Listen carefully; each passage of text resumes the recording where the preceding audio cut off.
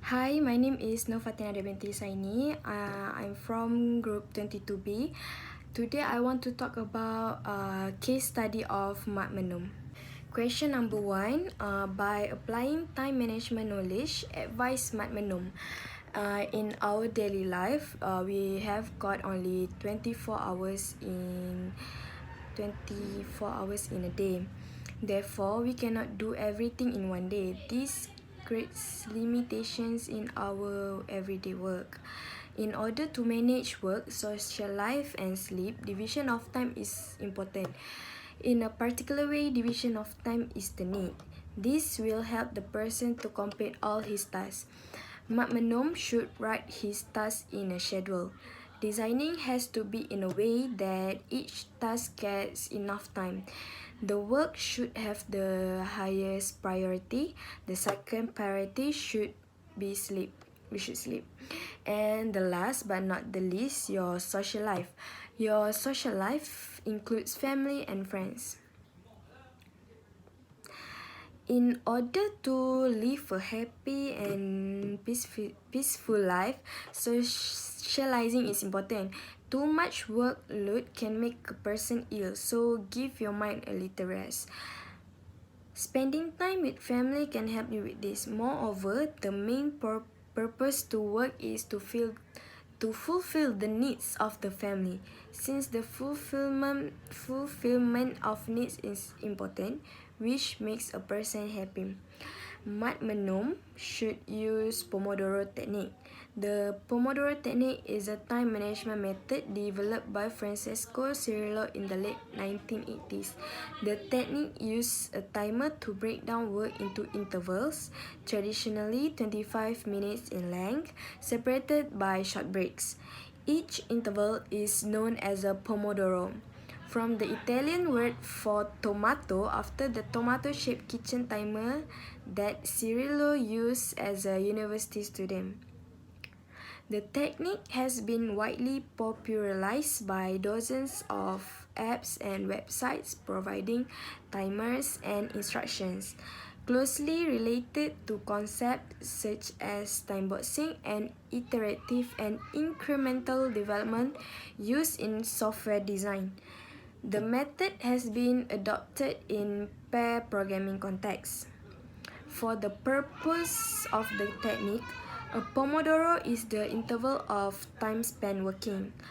A goal of the technique is to reduce the impact of internal and external interactions on focus and flow. Question number 2 is daydreaming only brings disaster? I want to prove my answer with strong evidence. Okay. Many people use daydreaming as a way to escape their daily life or even the moment that they are in at the time.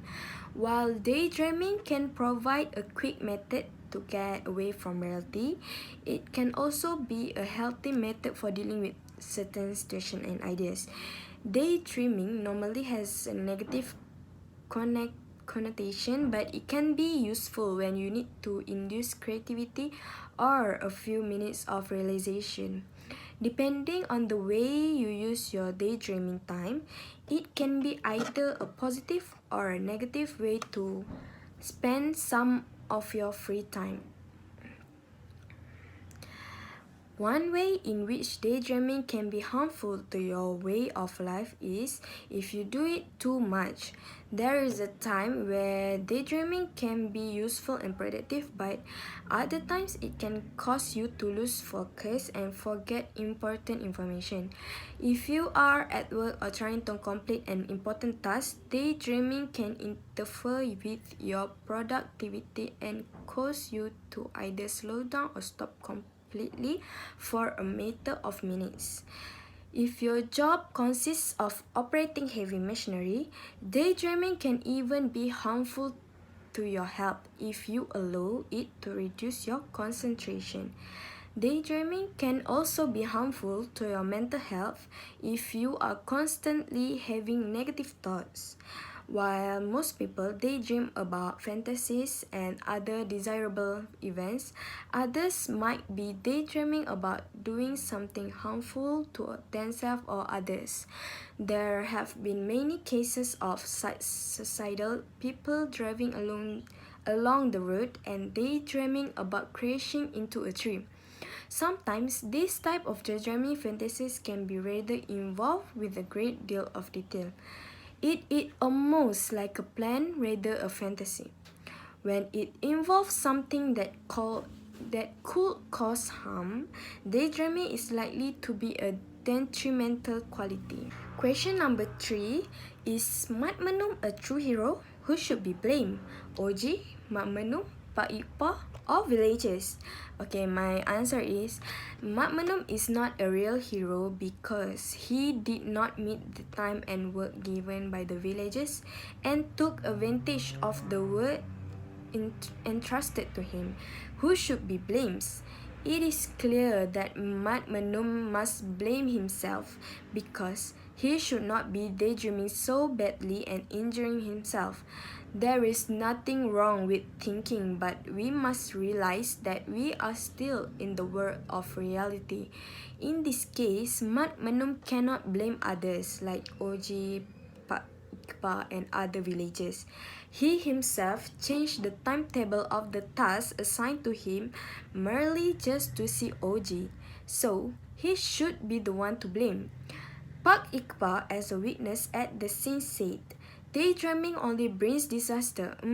So it is true what Pak Iqbal said.